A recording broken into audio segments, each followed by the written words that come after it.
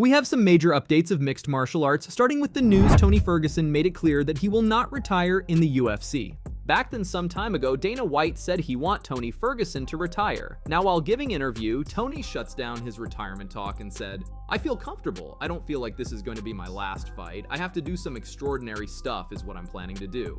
I'm 40 years old. I've been competing in this sport for a very long time.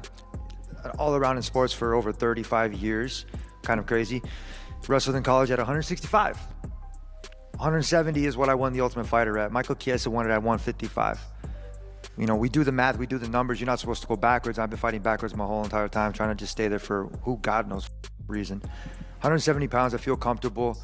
I don't feel like this is gonna be my last fight. I have to do some extraordinary shit, is what I'm planning to do.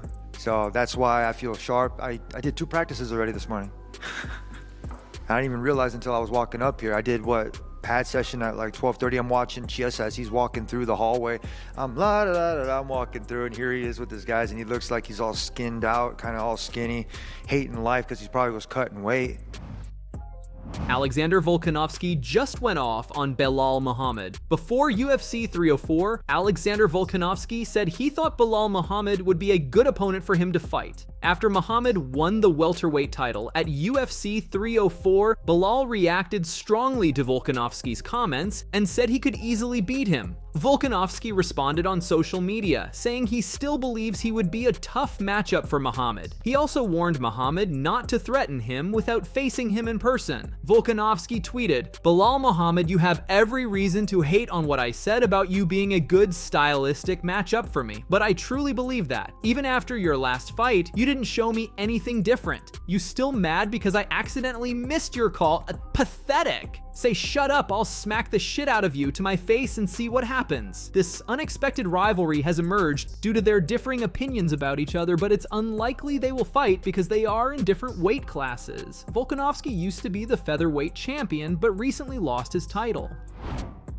Dana White reacts to Jake Paul calling out Alex Pereira. Most of you guys know after Jake Paul's recent win over Mike Perry, he called out Alex Pereira. Pereira responded, but UFC president Dana White dismissed the idea. White openly criticized Paul, stated in a TNT Sports interview that he doesn't consider arranging such fights, and stopped paying attention to Paul after his loss to Tommy Fury. White emphasized he has no interest in Paul's boxing career and dismissed the idea of giving Pereira permission to fight Paul. Many combat sports fans also criticized Jake Paul for choosing opponents who are not on his level, often less experienced or less skilled. Despite his limited experience, he tends to fight people who shouldn't be in the ring with him. Paul has a habit of calling out big names, even when these fights are unlikely to happen. Find out what Alex Pereira is all about. I'm sure you saw the call out, and when I saw it, I was listen, let me tell you something about the Jake Paul thing. So, the media just eats all his and they actually print it. It's the weirdest thing ever. Never once, not only did I not tell Perry if he wanted, he'd get in the UFC. I haven't even talked to Perry in a long time. And I didn't even know Jake Paul was fighting. I was on vacation in Italy. I had no idea. There's all these stories that were written. It's ridiculous. I stopped paying attention to Jake Paul when he lost to Fury. You know what I mean? It's like when he fought somebody that was his age and actually boxed, he lost. And I'm not on the kid. I don't even think about him anymore. It doesn't even cross my mind. I have no beef with him. I have no, they're trying to get me assassinated. Nobody's trying to get you assassinated, especially, listen, I respect Perry, smaller, old. I mean, it's the same blueprint. They're fighting older, smaller guys that it's just, I literally don't ever even think about them anymore. It's all bull. Belal Muhammad has shocked the entire MMA community by announcing his next opponent. After winning the title at UFC 304, he received mixed responses from the MMA community. After winning the title, Belal promised fans during the conference that he would remain an active champion. And he recently proved this with his decision. Belal Muhammad accepted Shavkat Rakhmonov's call-out, stating he wants to fight in November or December. You always have a dream of fighting there and winning there. So that would be amazing. December definitely would be perfect. But we're going to Abu Dhabi this week. I still got to go see my mom to put the belt on her shoulder, and for her to see it and you know, make sure that I'm okay. So we got a couple weeks of just taking off. I got Nacho at the Sphere in September. Yeah. So I got to be out there for him. And yeah, I think November or December will be obviously the most ideal thing, but I want to get one in before that this year for sure. Because, you know, I got to start adding more names to my list. I'm not going to be that Leon Edwards where I need to take a year off. And let me see. Honestly, I think Kobe's the best bet for me right now. I think that one makes the most sense. Or maybe, what's that other guy's name? Michael Chandler or Dustin Poirier or one of those guys, right? No, I'm gonna be the champion that fights the next best guy in line. I'm gonna be the champion. When I pointed out my career, I'm like, there was not a guy that I shied away from. There's not a guy that I looked and I hesitated toward. I'm never gonna hesitate to fight anybody.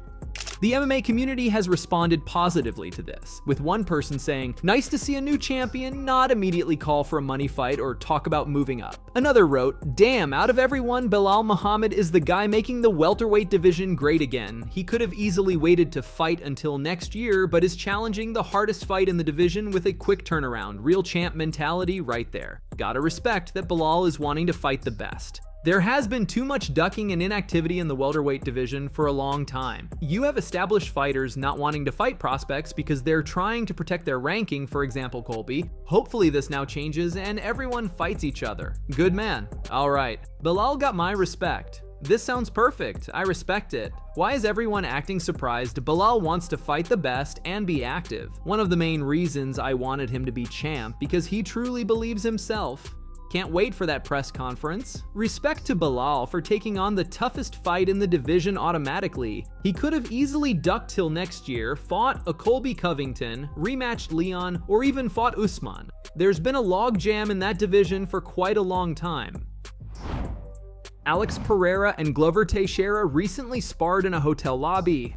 Alex shared footage of their sparring where we can see them sparring in a hotel lobby. Glover Teixeira versus Alex Pereira. Fight!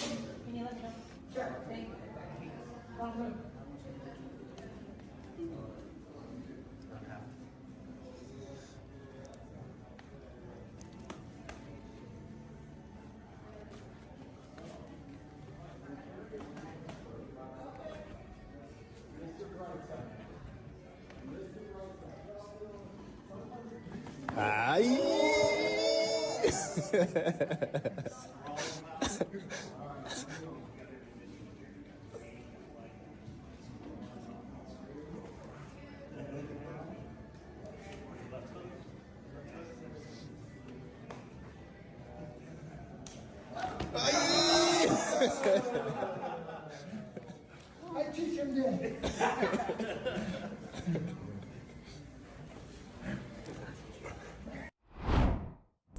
Umar Nurmagomedov goes off on Sean O'Malley. Umar says he's ashamed that Sean O'Malley is a UFC champion. Recently, Umar appeared on Daniel Cormier's show, where he explained why he believes Sean O'Malley does not deserve to be a champion. What do you make of Sean O'Malley? I think he and Sean were two different worlds. He about funny, but I'm ashamed we have Sean O'Malley champion, you know? You said you're shamed? Shame. Yeah, You're ashamed that he's the champion? Yes, yeah, I think it's shame. Why? You see, men have to be different. Men, it's about different things. It's not just about you make some funny stuff. You have to be good example for young generation. Not like clown. Like what? Clown, you know? Like a clown. And when Sean Strickland tell him, hey, look at this guy, he looking like clown, you just say rich clown. And what? Life about money? No. Men about like be like gentlemen. Yeah. Not clown, not do some TikToks, something like music and dance, you know? It's not about men. Women can do this. You still dance. Umar, men dance. You know, I've been to Dagestan, I see men dance all the I time. don't talk about the dance like national. Traditional dance. I talk about on the reels, they filming, you know, everybody do something and he doing too. It's bullshit this.